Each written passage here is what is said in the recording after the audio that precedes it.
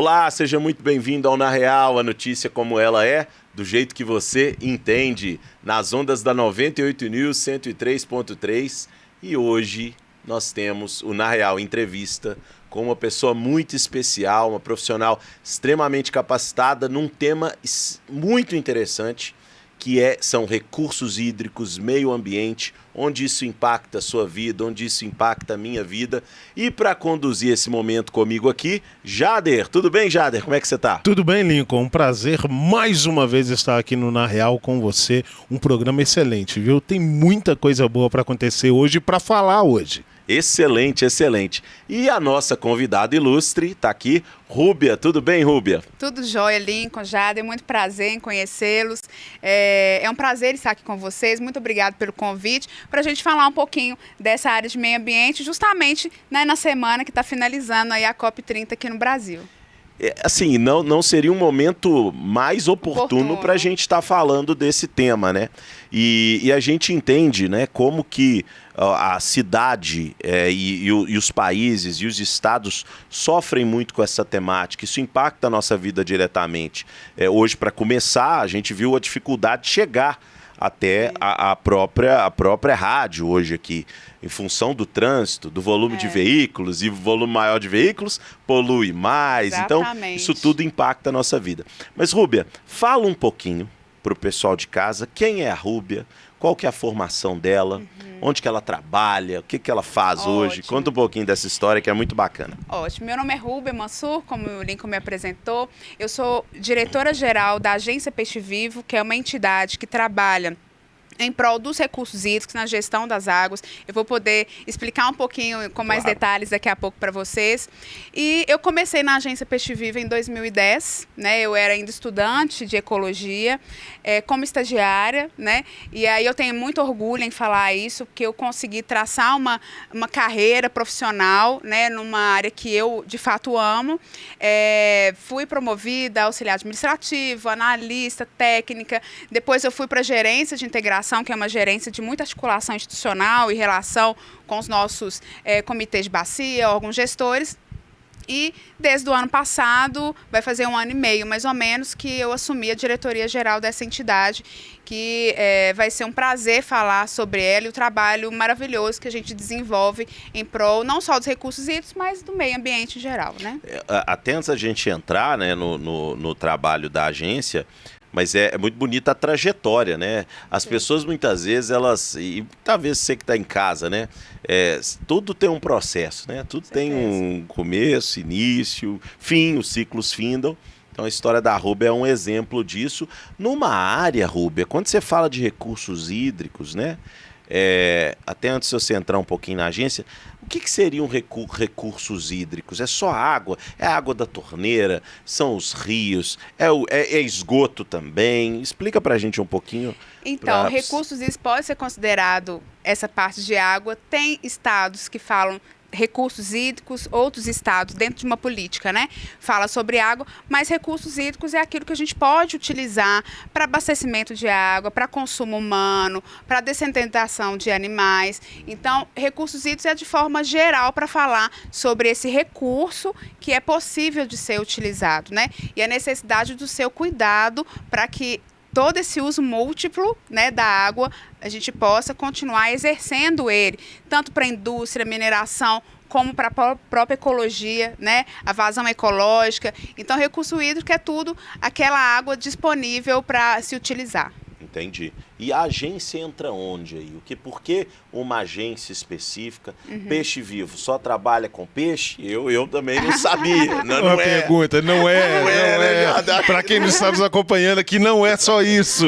É um nome simpático, né? Dado a uma entidade que é pouco conhecida no Brasil. E para falar um pouco da agência, eu tenho que fazer um contexto um pouco mais... Fica à vontade. Tá longo, digamos assim, sobre a nossa política, né? Em 1997 foi instituída a Política Nacional de Recursos Hídricos no Brasil. E aí essa política trouxe princípios, objetivos, instrumentos para gestão das águas do nosso país, né? E aí, dentro dessa política, trouxe um sistema de gestão de recursos hídricos, que são atores ali que vão trabalhar em prol da gestão dos recursos hídricos, da água, né? A gestão das águas. E aí, dentro desse sistema, existe o órgão gestor, que é o órgão que concede a outorga pelo uso da água, né? No caso do Estado de Minas Gerais, é o IGAM. No caso do órgão federal, é a ANA, Agência Nacional de Água e Saneamento Básico. Temos os órgãos gestores, temos os conselhos, Conselho Nacional de Recursos Hídricos, que é o órgão máximo de decisão relacionada à gestão de recursos hídricos. E nós temos os comitês de bacia, que é mais um parlamento das águas, que é a base da nossa política, que é onde acontecem as discussões em relação à gestão, e onde acontece a mediação de conflitos pelo uso da água. Então, o comitê de bacia, ele é formado por usuários de água, sociedade civil e poder público. Então, é como se fosse um parlamento mesmo. Todos sentam na mesma mesa para discutir o que vai ser feito com aquele recurso hídrico, daquela região da bacia hidrográfica. Usuário de água, desde sociedade até empresas. Sim, nós falamos de uso consultivo e uso não consultivo, que é aquele que consome a água, né? Por exemplo, uma mineração que utiliza a água para para produção, e uso não consultivo como uma navegação. Está usando a água, ou uma piscicultura, está utilizando a água, mas não está retirando a vazão da água. Então, está utilizando para a sua produção, mas não tem a retirada, nem o lançamento da água, né? De volta para a bacia hidrográfica. Então, esses atores é uma oportunidade, inclusive, de debater em diferentes níveis. E aí eu vou falar um pouco do Comitê de São Francisco. O Comitê de São Francisco, ele é instituído há anos no nosso país, é um pioneiro, né, em relação à gestão das águas. A Bacia de São Francisco nasce aqui em Minas Gerais, na Serra da Canastra, e a foz é entre Sergipe e Alagoas, né? Então percorre todo a Mata Atlântica aqui de Minas, Cerrado, Caatinga, né? Então tem toda essa vertente de biomas, as diferenças, características culturais diferentes, né? Então, é um comitê completamente plural.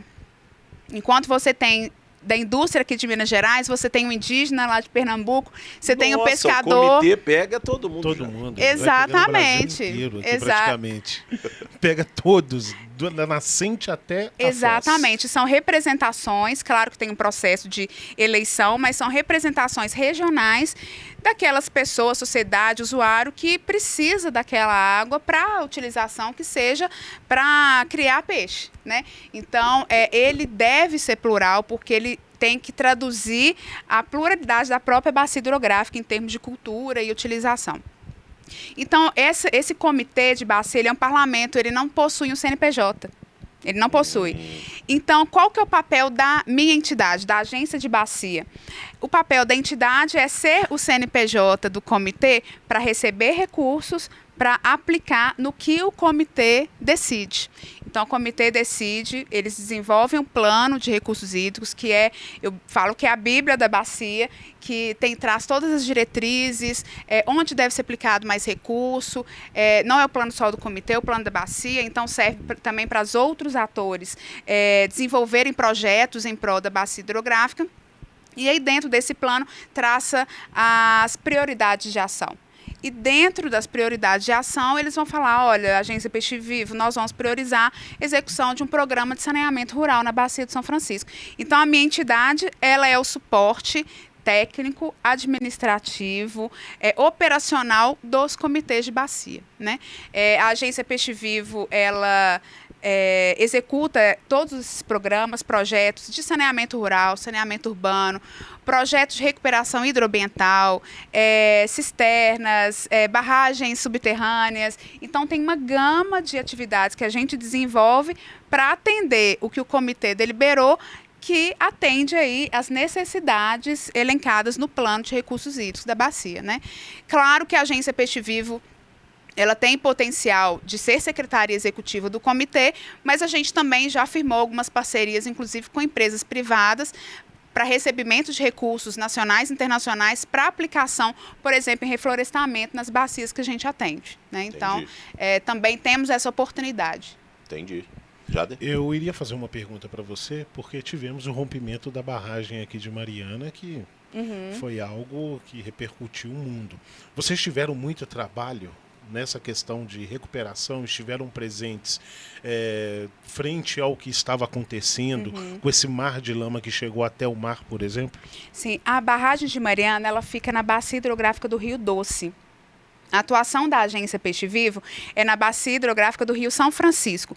Claro que nós acompanhamos em termos até de Minas Gerais, que Minas Gerais, existem N barragens, inclusive na bacia do São Francisco, na região de Minas Gerais, tem diversas barragens que a gente acompanha em relação à situação delas, mas a gente não atua diretamente nas ações de recuperação na bacia do Rio Doce, porque a gente atua atualmente na bacia do Rio São Francisco. Na época que teve a questão de Brumadinho, na bacia do São Francisco, na região do Paropeba. À época, nós não éramos também secretaria executiva do Comitê do Paropeba, hoje nós somos, né?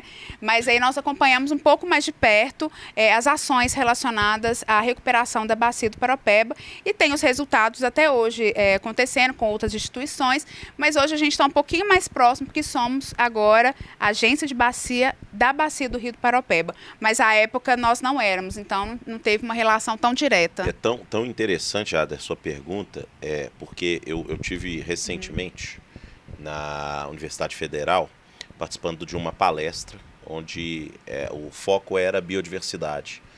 E aí foi apresentado um caso que eu fiquei surpreendido, assim, que eu nem sabia que tinha esse impacto, do aumento do número de gafanhotos no trajeto do rompimento da barragem, e isso significava uma alteração ambiental muito forte em função da água ali perto. Isso mostrava como que a floresta sofreu com aquele rejeito que desceu e a própria qualidade da água depois. Aqueles agricultores, aqueles piscicultores que sobreviviam ali do rio, porque a gente sabe, a gente estava até falando ali antes, né, Rúbia, na antessala, que a gente vive sem luz, mas sem água não dá. Verdade. Não é? Essa questão é porque o meio ambiente, ele o próprio nome fala, é um ecossistema, né? É um sistema com relações, inclusive mutualísticas, né? Que dependem de fato com o outro. Então, falar de recursos hídricos e não falar um pouco de florestas e não falar sobre a questão social e não falar sobre a questão econômica, porque envolve a gestão da água, ela envolve social, economia, o meio ambiente. Então, é tudo interligado, é um sistema único. Então, o que se impacta ali vai impactar e desregula, né, todo esse sistema. E até chegar ao ponto de regulagem, olha que, dependendo dos casos, fica até improvável, né? Mas, enfim, a atuação de projetos ambientais é justamente para que a gente consiga recuperar de alguma forma, né, esse tipo de situação. O Jader pode fazer a pergunta. Não, é importante o que você traz aqui para o telespectador, para as pessoas que estão nos ouvindo, essa importância de ter a noção da água que nós temos aqui em Minas Gerais, principalmente o São Francisco, que foi temas de inúmeros livros, novelas, filmes, e nós não damos tanta atenção até o ponto de realmente chegar, de ter o racionamento, de ter atitudes que nós necessitamos da água. E eu vou dar um forte exemplo aqui para quem nos ouve, trazer de uma forma tátil, ô Lincoln. É Belo Horizonte, que quando começa o período de chuva, nós vemos realmente o quão importante é tratar de bacias, porque Belo Horizonte é uma bacia imensa. Então, o que eu vejo hoje, passo para o telespectador, é essa importância do cuidado da água. Essa questão, você falou uma coisa interessante, nós de Belo Horizonte, a questão do pertencimento. Quando você vai para um ribeirinho, uma cidade ribeirinha, você vê, né, o rio correndo, então você tem, culturalmente, as pessoas são mais próximas daquilo.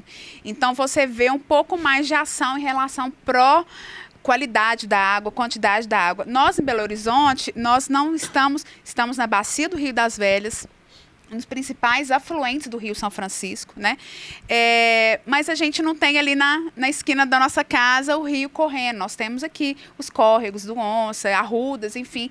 Inclusive, soterrados, digamos assim, né? Soterrados. Soterrados. Então, a gente perde um pouco, falo culturalmente, a pessoa ela não enxerga. Então, ela só vê o problema quando acontece esse tipo de situação. E eu vou até mandar um abraço aqui para o Alessandro Borzagli, que é o autor do Rios Invisíveis, que eu li esse livro, eu adorei o livro, ele me legal. deu de presente. Bacana, E quero a gente ler. acaba descobrindo mesmo toda a hidrografia de Belo Horizonte. Você falou do córrego do Onça, e é tão legal o que ela traz, Lincoln, porque o córrego do Onça, ele foi coberto na década de 60, 70.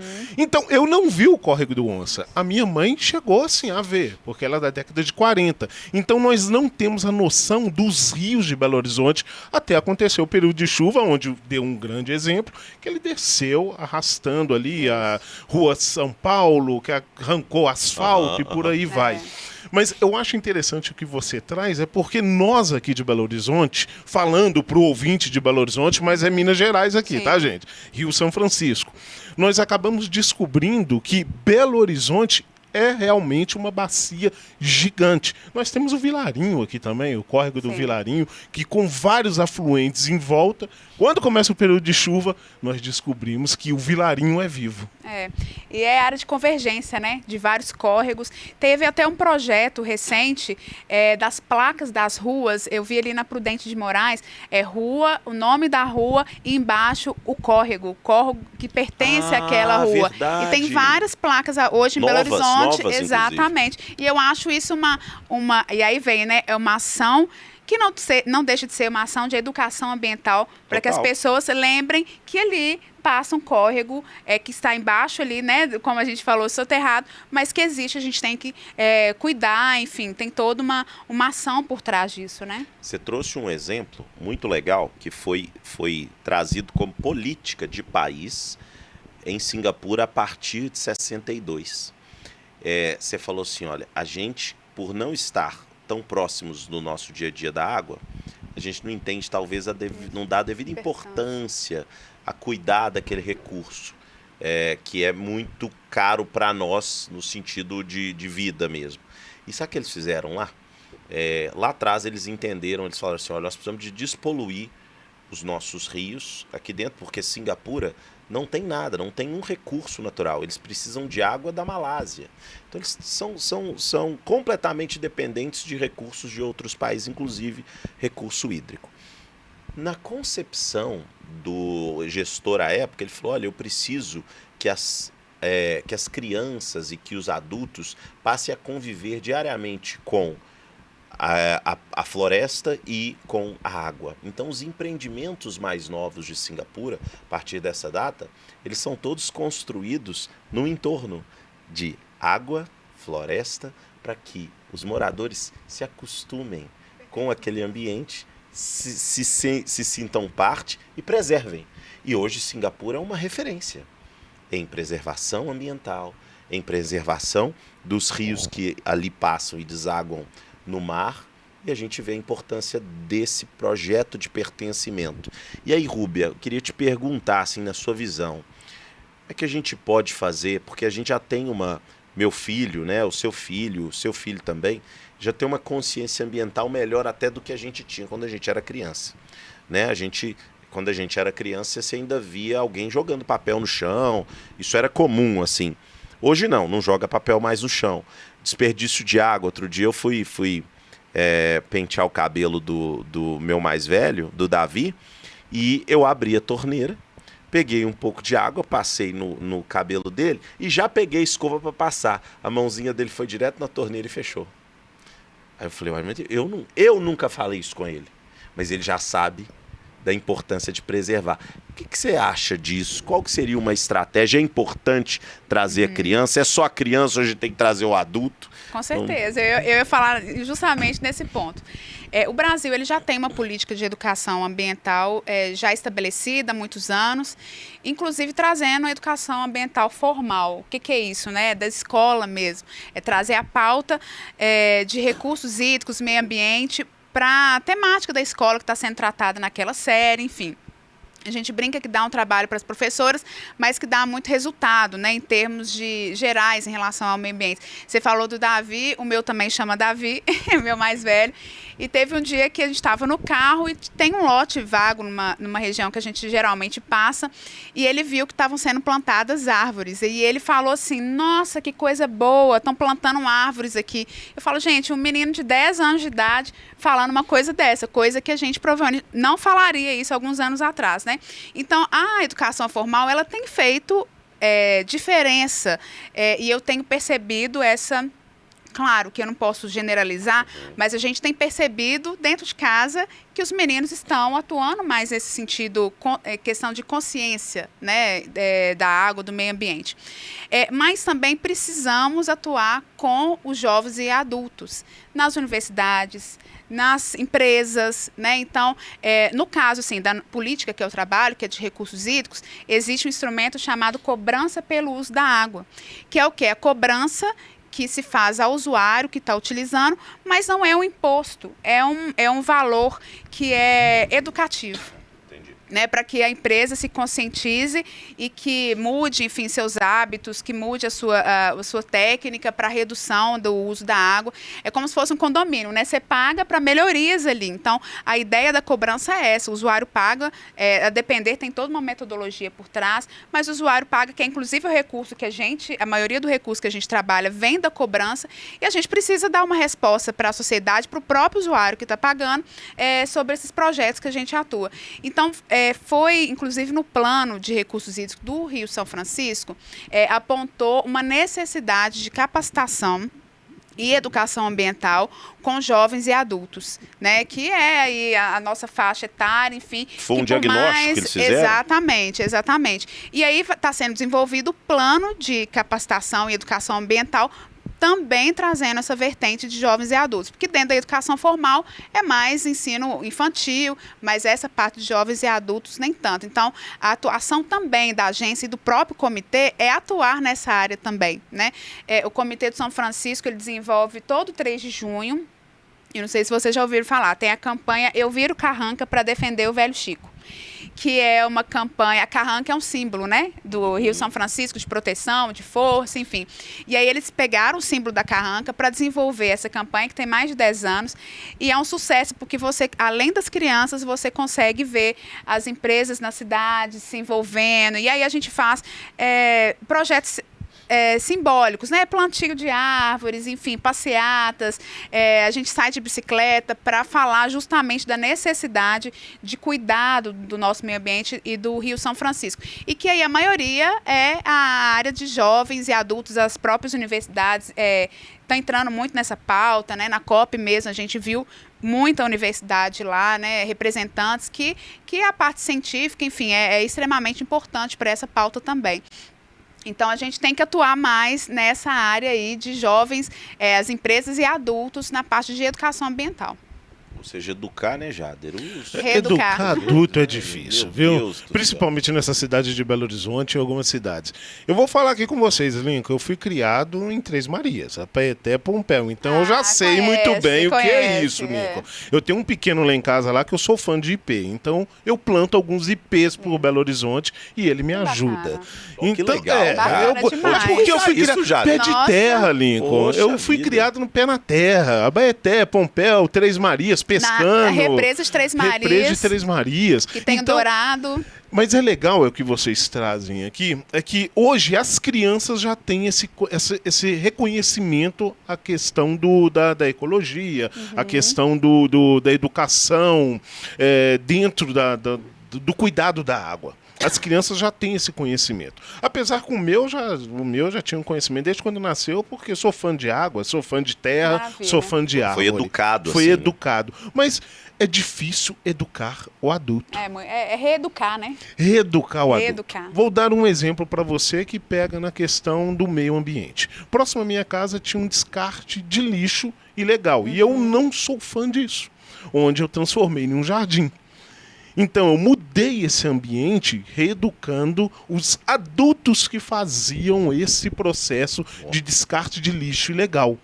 Então, eu consigo ver que é muito difícil reeducar um adulto sem poder público está ajudando também, viu, Lincoln? Com certeza. E uma criança é mais fácil.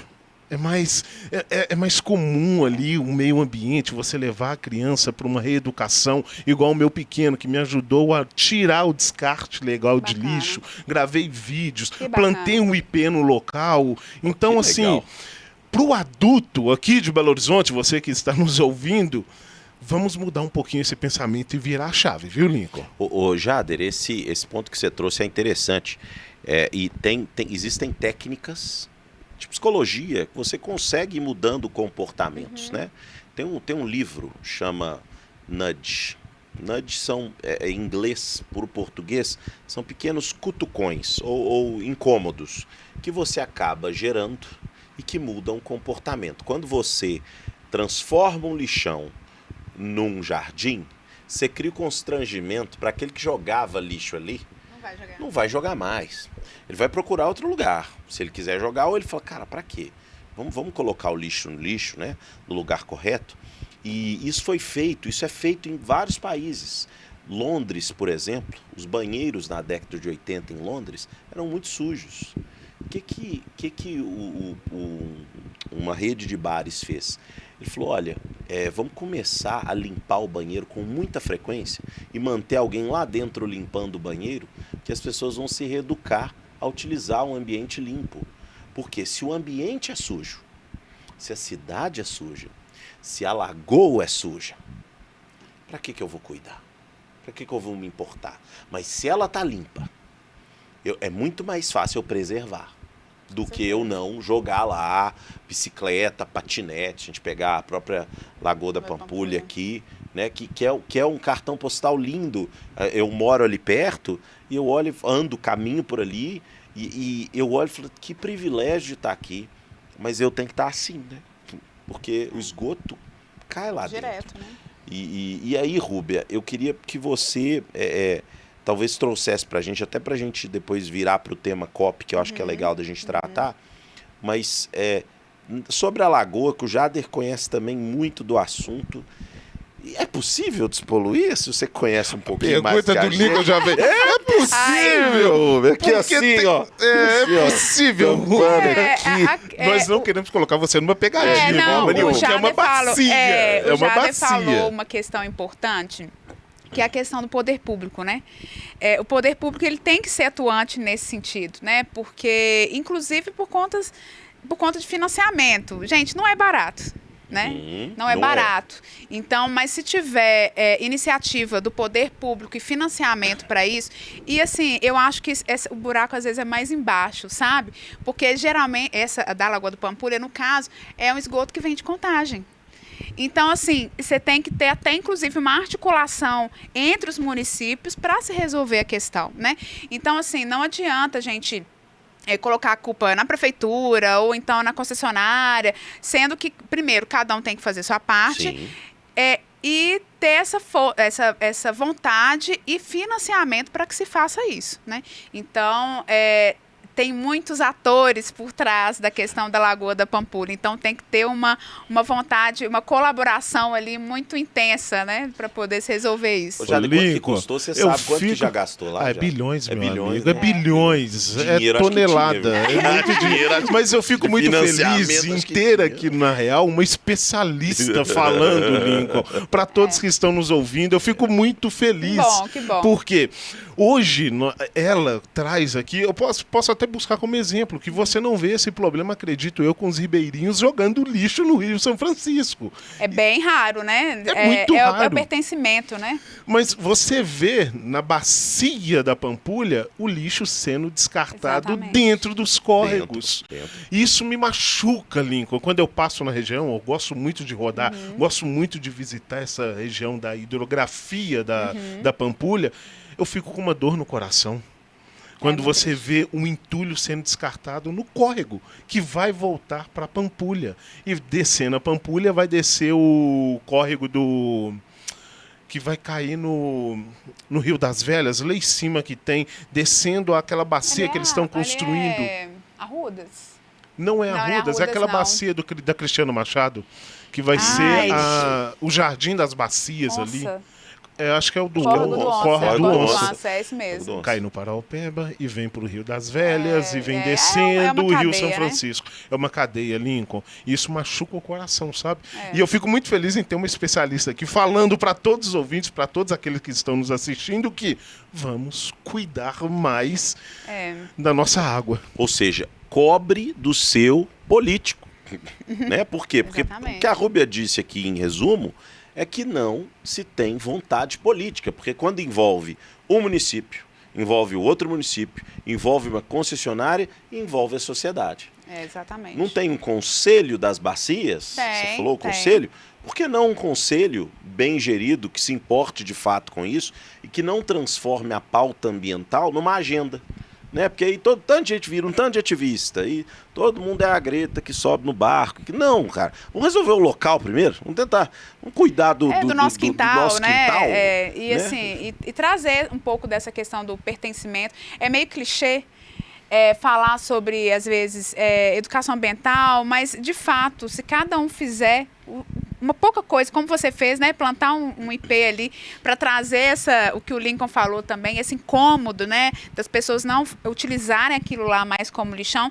Então, querendo ou não, é um pouco ainda de... É o clichê, mas que é a verdade, né? Que a gente tem que... Não adianta a gente também reclamar, porque minha casa ficou inundada por conta disso e o lixo no chão, sendo que é ação nossa também, né? Total. É ação nossa também. E claro que tem toda uma questão atrás social importante, né? Porque os mais vulneráveis, o impacto é muito maior, né? Então, às vezes, a gente atua aqui no centro, mas a casa que vai inundar não é a minha, é o do outro lá, que está na beira do rio, do córrego, que seja. Então, é um conceito, por isso que existe um conselho, né? Um comitê para isso, que as vertentes são N vertentes, né? Como eu falei, social, econômica, política, ecológica. Então, esse é o fórum, né, ideal para se discutir. Mas também a gente precisa, com o recurso só da cobrança pelos da água, a gente não vai resolver os problemas das bacias hidrográficas que a gente atua. Então, a gente precisa, de fato, de financiamento externo para que a gente consiga mudar um pouco a realidade ali da nossa cidade, da nossa bacia. Tem nós trouxemos Na Real já, o ICLEI, que é um instituto que trabalha também com aspectos sociais, envolvendo empresa, município, e um projeto que está acontecendo em Sarzedo, e esse projeto vai ser um projeto executado em parceria com o Ministério Público também, parceria com uma mineradora local e a parceria com o município de Sarzedo e Ibirité, para a recuperação da cachoeira de Sarzedo. E foi de uma frase que foi dita em uma reunião local, de uma pessoa que falou assim, olha, muito bonito todas essas ações de recuperação ambiental, mas que dia que eu vou poder voltar a frequentar a cachoeira como eu frequentava quando eu era criança? É sobre isso. No fim do dia, precisa necessariamente de ter um impacto lá na ponta. E lá na ponta muitas vezes, naquela população mais vulnerável, que é a população que sofreu mais com o impacto da degradação ambiental, da poluição dos rios, aquela população que não tem água todo dia, que a água chega, né, chega de noite, enche a caixa, muitas vezes você não tem, por quê? Porque você não tem disponibilidade, não tem saneamento, né? E aí a pessoa fala assim, mas é um absurdo. Isso é de um desconhecimento tão grande quem diz isso, né? Não é um absurdo lá nas favelas o esgoto tá a céu aberto. Cara, é um absurdo estar lá na favela, assim. É um absurdo ter as pessoas serem condicionadas a morar num ambiente daquele onde o poder público não chegou, onde eu não tenho saneamento básico. E que isso vai cair num rio depois, vai cair num lençol freático, vai poluir. E aí, muitas vezes, a gente pensa assim, mas é daquela... Não, não é. É um contexto, é uma falta de educação, uma falta de infraestrutura que possibilita um impacto maior em pessoas de baixa renda. E aí eu quero entrar num tema que tá aqui, ó, tem um negócio no seu braço aí pintado. É. Gente, é um símbolo aí. Como é que uma chama? indígena que lá na COP elas estavam pintando, Tava pintando e aí eu sentei lá. Sentou. Rúbia, por gentileza, mostra pra câmera. O pessoal tá Câmera. ouvindo na Ela- rádio. ela tá mas pra quem está pagando, no tá YouTube, vendo? Tá pagando, Ela mas tá ela veio pagando, direto mas ela da tá COP. lá. Veio Ela veio da direto COP. da COP. Gente, nós estamos chiques demais. Nós temos uma tatuagem, uma pessoa que uma tem essa tatuada, tatuagem isso. da COP. Rúbia, COP, a gente sabe que é um evento global. Sim, Acho que é a primeira vez no Brasil. sim. Primeira vez no Brasil. A gente sabe do esforço do governo federal para levar isso para Belém, para a Amazônia. A gente sabe da importância, emblemático isso também para o Brasil. Muitos problemas, muito dinheiro, barcos movidos a óleo diesel.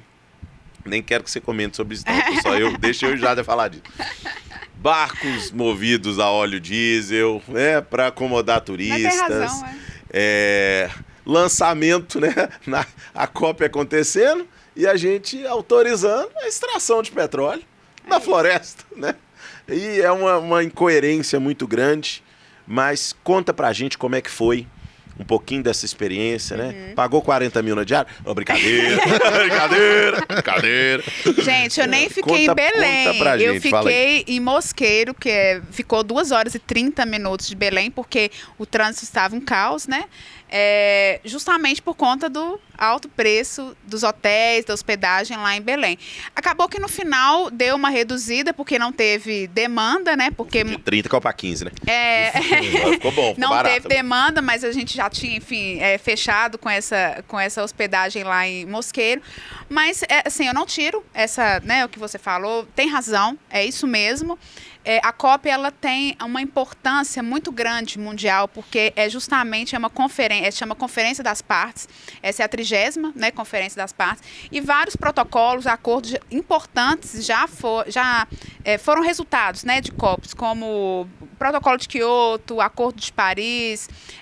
Então, tem a sua importância, tem uma crítica atual que a COP ela está sendo transformada mais em um grande evento do que um evento técnico em relação a debate e discussão sobre a mudança climática, né? Eu entendo que é importante a participação da sociedade civil no âmbito desse evento, porque, afinal de contas, quem paga a conta e quem sofre também em relação às mudanças climáticas somos nós, né, não é? Mas é importante também que tenha toda a questão técnica, os governos, né? Se eu não me engano, foram 200 países, enfim, que tiveram as suas delegações aqui no Brasil. Líderes foram 18 só. Líderes 18? Estão chegando 18, ministros de meio ambiente essa semana. Mas líderes, quando eu falo líderes, são presidentes de sim, países, né? sim. Só 18. Foi o menor número de líderes presentes da história. Baku, que foi ano passado, foram 180 líderes. Dubai, mais de 200 líderes. Brasil, 18 líderes. Ou seja, enfim, talvez em função um pouco da desorganização. Não, e o valor, assim, eu pelo menos, lendo um pouco antes, né, eu vi notícias relacionadas ao preço mesmo. E a estrutura, enfim. Mas a cidade, por exemplo, eu vou falar um pouquinho. A COP, em geral, eu achei bem organizada. Enfim, teve alguns problemas naturais, digamos assim. Lá chove demais no final da tarde, era tempestade. Então, você via umas goteiras dentro da Green Zone, por exemplo. Então, mas foi um momento de grande articulação, digamos assim, institucional. E eu falo assim, para o Comitê de Bacia do São Francisco e para a Agência Peixe Vivo, que nós tínhamos um stand lá. Então foi oportuno, né, a gente apresentar o que a gente faz, a importância do comitê e a importância da pauta da água dentro da COP, né? Eles falam muito que a pauta água, ela é transversal, e é mesmo, a água ela perpassa todos os assuntos, né? Mas a gestão de recursos hídricos, ela é completamente dependente das ações e das políticas relacionadas a mudanças climáticas, né?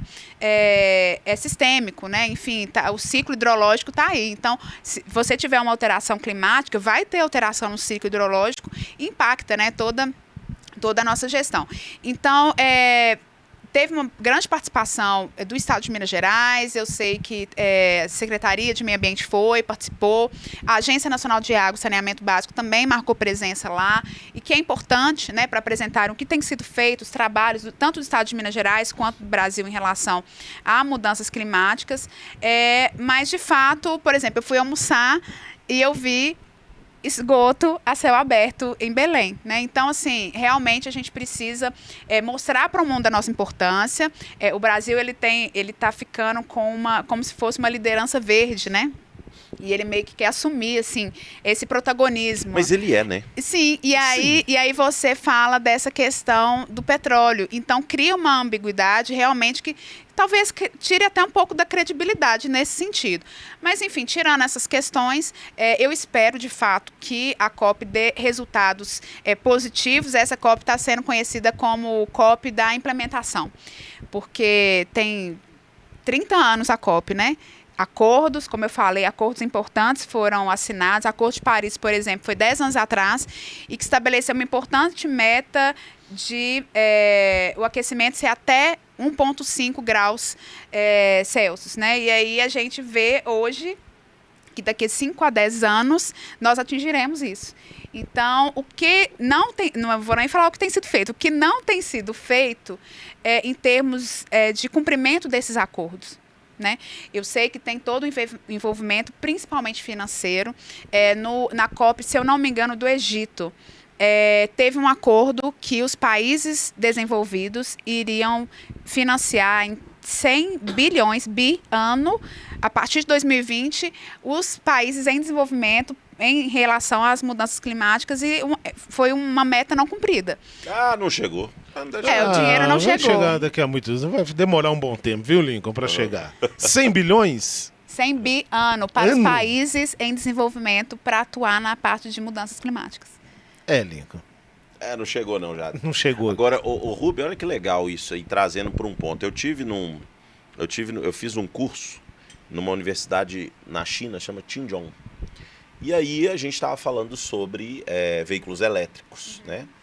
E aí uma pergunta de um colega, ele brasileiro até, e quem estava ministrando a palestra era o vice-reitor da universidade, e ele perguntou, falou, olha, vocês têm mais de 30, vocês são pioneiros nos carros elétricos, né? Vocês tratam disso há muitos anos, a frota de vocês é assim. Existe uma questão ambiental ligada a isso? Qual que é o objetivo? O pró-reitor fez assim, com quem não está vendo em casa, está ouvindo, ele fez uma cara de confuso assim, porque estava traduzindo para chinês, e aí ele falou assim, não, ambiental não. Olha, aí ele falou assim, olha, vocês do Ocidente são muito apaixonados. Nossa, aí eu já falei, rapaz... Você já ajeitou na cadeira, né, Lincoln? Já vem. Muito apaixonados. Nós somos pragmáticos. Nós não somos autossuficientes em petróleo como os americanos são. Então a gente resolveu mudar a matriz energética global. Eu falei, caramba, velho. A gente fica aqui no discurso, né? Que é o discurso que você falou um ponto legal, assim. Envolve muito dinheiro. Quem financia isso tudo, quem financia a COP, quem financia a ONU são os países. E quem financia os países? O povo. No fim do dia, é dinheiro público, né? Aí, então precisa de dar resultado. Não pode ter 30 anos de discussão e zero implementação ou pouca implementação. Então eu acho que a gente caminha, eu acho que tem drives econômicos, né, na minha opinião, que podem ser ativados para levar a um bem maior, que é o bem do meio ambiente, como o crédito carbono. Né? A gente sabe, o Brasil, olha que interessante, Jade, para quem está em casa e não entende como que funciona crédito carbono. Eu tenho uma região, ou um país, ou um estado, né? Geralmente um país, que polui muito e já acabou com a sua floresta. Né? Países da Europa, muitos deles devastaram as suas florestas para produção de alimentos e desenvolvimento econômico e tal. E esses países são muito poluidores. Vou dar um parênteses aqui para onde eu vou chegar. O Brasil, ele tem 94% da sua matriz energética limpa. muito em função das hidrelétricas que foram produzidas na década de 60, 70. E hoje a nossa matriz é muito limpa. Então, quando você pega uma meta da ONU de descarbonização de 20%, para o Brasil é quase impossível de se aplicar isso. E nem precisa, eles tinham que estar aprendendo aqui com a gente. Então, o que esses países fazem, desenvolvidos fazem com crédito de carbono? Eles vão lá em países em desenvolvimento, ou que preservam mais do que eles, e compram esse crédito de carbono. Quando eu vi isso no primeiro momento e comecei a entender sobre isso, falei, cara, que sacada! Que sacada! Porque eu peguei um drive econômico, que é o quê? Eu transformei o crédito de carbono em dinheiro, mas no fim do dia eu estou promovendo preservação. Mas porque eu atrelei a um aspecto econômico. E eu acho que esse discurso ele tem que ser mais clarificado para a sociedade, sabe? Né? Por que não tem boi em extinção? Porque boi é uma atividade econômica. Né? Eu vi uma estatística sobre jumentinho, que foi proibido no Brasil, né? A população de jumentos do Brasil era não sei quantos milhões de jumentos, era, sei lá, mil jumentos, era 180 mil, 1 milhão. Caiu para 70 mil. Por quê? Não era para aumentar? Porque deixou de ter uma atividade econômica. Não estou falando que estava certo transportar no jumento, não. Mas tudo que se tem um drive econômico, você começa a ter algum tipo de desenvolvimento atrelado, sabe? E aí na COP, Rúbia, a gente viu muitos acordos sendo firmados, né? Algum dinheiro desse chega para vocês na agência? Para poder dar COP em si ou não? Não. Em relação à parte de mudanças climáticas, não. Mas a gente quer mudar isso, né, dentro da agência. Como eu falei, a gente atua com vários tipos de projeto e um deles é reflorestamento, né? Então, é uma questão que a gente faz o projeto, mostra a importância dele em relação a recursos hídricos, mas aquele reflorestamento que deu certo tem ali a captura do carbono. Então, por que não envolver mais projetos nesse sentido e mostrar, né? É o que você falou, a gente tem que mostrar a atuação da entidade do próprio comitê nessa pauta de mudanças climáticas e carbono. Em relação às hidrelétricas, eu acho que é um programa específico para isso. Eu não vou entrar nesse assunto. Você não vai entrar nesse assunto. Grande. É o assunto dela ali. É o assunto dela. Não, até porque, assim, eu não falo da... Muito controverso, inclusive. Exatamente, é isso. Eu acho que tem uma discussão importante a ser feita. Gente, qualquer questão de energia, questão eólica tem impacto. A hidrelétrica tem impacto. A eólica tem impacto, né? Me falaram isso outro dia. Tem grande impacto, inclusive da população, sociedade perto que fica ali nas usinas. Muito barulho. Conta pra nós. Barulho. Muito barulho. Então, assim, tem enfim, vai ter impacto, mas a hidrelétrica, eu não vou entrar nesse assunto, porque vale a pena depois uma pauta só dessa. Mas essa questão do recurso, ele, de fato, vai muito para o governo, né? Para os governos dos países, enfim, financiamento em relação a isso. Mas só você falou da questão econômica, só um viés, assim. A Agência Nacional de Águas, no ano passado, um estudo super recente, desenvolveu um estudo do impacto das mudanças climáticas nos recursos hídricos do Brasil. Então, eles mostraram que a curto prazo, e aí é um cenário, gente, até 2040, é curto prazo, tá?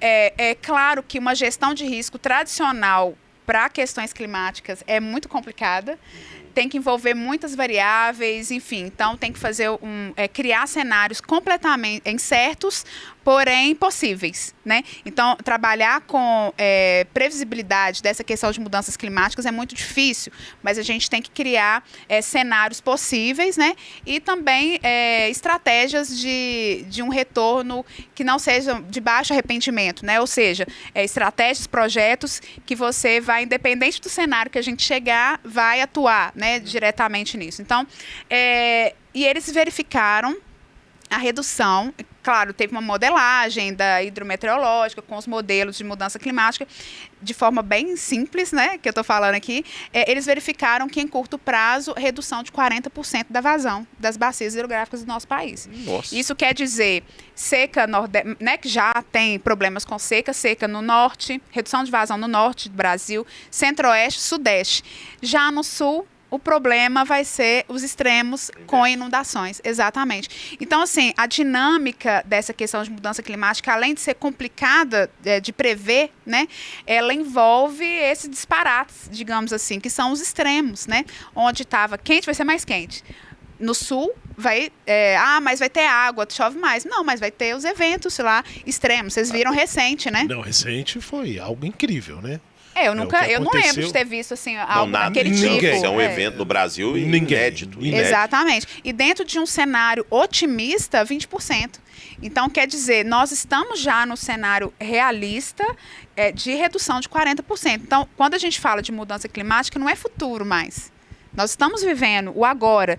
Então, o que a gente tem que fazer, claro, é ter ação de mitigação, que é importante. E aí a política nacional de mudanças climáticas do Brasil trata essa questão de mitigação, mas adaptação.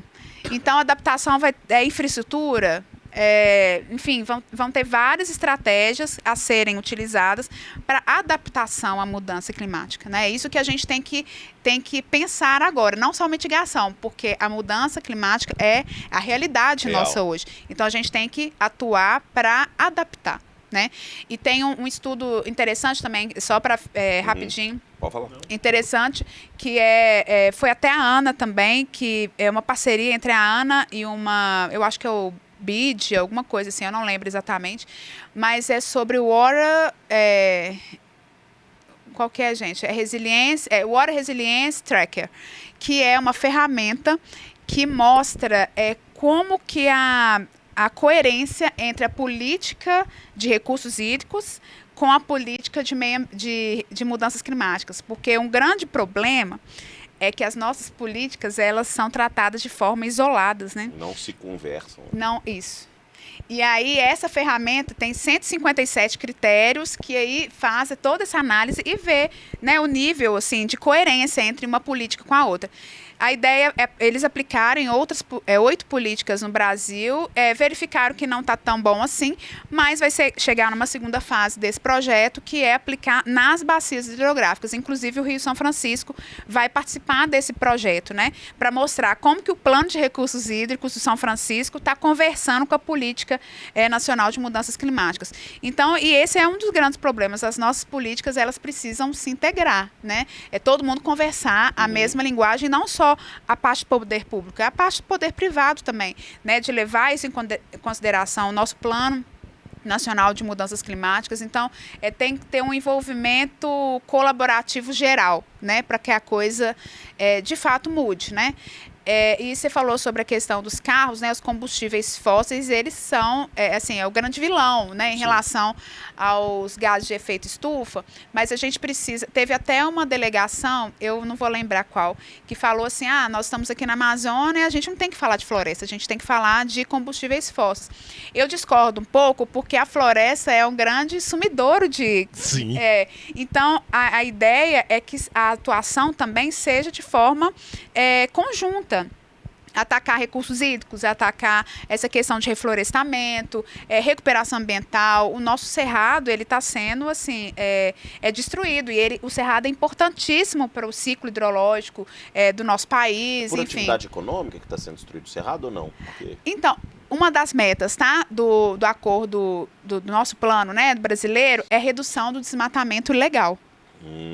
A maior dificuldade das metas estabelecidas pelo país foi, de fato, acabar com o desmatamento legal. Eu vi isso, assim, o Brasil parece que lá, quando se coloca, pelo menos no comparativo, em relação a emissões de gás de efeito estufa, a maioria desses gases vem de desmatamento. Ilegal. É isso. E aí é política pública, né? Aí tem a questão de fiscalização, enfim, é uma pauta que envolve diversos segmentos, diversos fatores, e que é uma realidade, né? O que é importante é que a gente saber que mudanças climáticas é uma realidade e que a gente precisa de atuar tanto para mitigar quanto para adaptar, né, a essa atual situação, né, que a gente se colocou um pouco nela, né? Entendi. Jader. Lincoln, aula, né? Aula. Eu adorei. Eu estou aqui aprendendo, ouvindo, ainda mais como especialista. Não tenho o que falar, é só ouvir, Lincoln. É só Tem um negócio que você vai gostar. Eu acho que eu vi uma frase do Warren Buffett que ele fala o seguinte: você quer acabar com o déficit de um país, déficit nominal, fiscal, coloque na lei que se tiver uma variação, né, maior que 3% para baixo, que nenhum político possa se reeleger daquele mandato. Se fizer isso com a questão ambiental, você vai ver. Rúbia, os problemas. Vai todo mundo conversar. Vamos reverter esse cenário de 2040. Quem sabe? Porque é só isso, assim. No fim do dia, quando a gente percebe, é muita atuação política, em muitas vezes, que prejudica o andamento dessas boas políticas. Porque a gente vê, e aí a gente tem que ter muito orgulho. Eu falo que eu tive privilégio em alguns países. O Brasil, para mim, é o que Deus fez de mais perfeito, assim, em termos de natureza. A gente tem uma natureza maravilhosa. A gente tem clima desde frio a quente lá em cima. Porém, e no mundo afora você tem coisas que o homem talvez fez. E a gente tem uma riqueza muito grande, e é tão triste ver isso se perder, né? Desde com a poluição até os eventos naturais que inundam o sul e secam o norte do Brasil. A própria transposição do Rio São Francisco, que tem anos que está se discutindo isso. Sim. Fez aí, depois desfez, aí tem o lobby dos pipeiros. Gente... tá correndo lá, né? Mas não adianta, se não revitalizar aqui, não vai chegar. Não vai chegar lá, você acabou de falar. Você acabou de falar que em 2040 não chega, né? Não, Lincoln, eu acho legal, é que eu sou igual o Lincoln, eu sou um otimista, eu defendo mesmo o Brasil, nós somos um país maravilhoso. Sim. Amo demais esse país, mas eu não aguento a hipocrisia. Por quê? Eu queria que todos os eventos fossem no Brasil, sabe, Rúbia? COP, todos fossem no Brasil. Copa, Olimpíada, tudo fosse no Brasil, porque nós somos um país que é um continente. Exatamente. Você estava em Belém, que é o norte do Brasil. Outra região que quem está ouvindo aqui não tem noção de como que é lá, como que é a cultura. Então, eu sou muito a favor de todos os eventos serem no Brasil, mas eu não aguento a hipocrisia e a falta de gestão desse país, onde os políticos não conversam com as organizações. Porque acredito eu que teve um impacto ambiental muito forte em Belém. Muito forte. E não teve organização. Isso ficou claro, nítido. Se tornou um meme para o mundo inteiro. Que eu fico triste com isso, sabe, Rúbia? Porque o Brasil ele poderia ser um exemplo na questão ambiental, porque nós temos a Amazônia aqui. Sim. Nós temos uma floresta gigante. E nós defendemos esse Brasil a todo custo, nossa população. Mas nós não vemos os políticos, a gestão desse país trabalhando em prol de uma COP. Ser a COP a melhor COP do mundo. A melhor COP que já existiu até hoje. Não. Mas de verdade, né? Ser de verdade, fica um evento que parecendo que ficou em outro planeta, sabe? Ficou desligado do Brasil. Ficou assim, distante, real. Talvez até de propósito, né, Jade? Porque eu lembro que na Copa do Mundo, quando teve a Copa aqui, o pessoal começou a ver R$1 bilhão indo para estádio, foi $1 bilhão a Mas, Copa. O Lincoln, o pessoal revoltou. Aí, se você bota longe, num outro lugar, mais distante, talvez você Mas, Lincoln, tem mesmo assim, eu sou a favor, sabe né, por quê?